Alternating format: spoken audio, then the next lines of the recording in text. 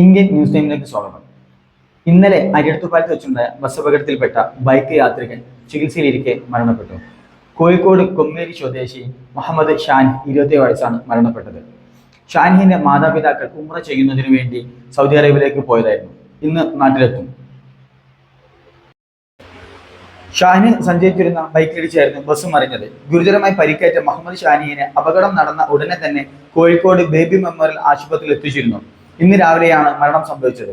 Bus മറിഞ്ഞതിന് തൊട്ടു മുൻപ് ഷാനി സഞ്ചരിച്ചിരുന്ന ബൈക്കിൽ ഇടിക്കുകയും ഷാനി തെറിച്ച് റോഡിലേക്ക് വീഴുകയുമായിരുന്നു. അപകടത്തിൽ ആകെ 54 പേരാണ് ചികിത്സ തേടിയത്. 12 പേർ കോഴിക്കോട് മെഡിക്കൽ കോളേജ് ആശുപത്രിയിൽ ചികിത്സയിലാണ്. പോലീസും അഗ്നിശമന സേനയും നാട്ടുകാരും ചേർന്നാണ് രക്ഷാപ്രവർത്തനം നടത്തിയത്. കോഴിക്കോട് മാവൂർ കൂളിമാട് റൂട്ടിൽ ഓടുന്ന ബസ്സിനു പകരം സർവീസ് നടത്തുന്ന ബസ്സാണ് അപകടത്തിൽപ്പെട്ട ബസ്സിന്റെ മുൻഭാഗം തകർന്ന നിലയിലാണ്. ആളുകളെ മാറ്റിയ ശേഷം ക്രെയിൻ ഉപയോഗിച്ച് ബസ് ഉയർത്തി റോഡ് ഗതാഗതം പുനഃസ്ഥാപിച്ചു.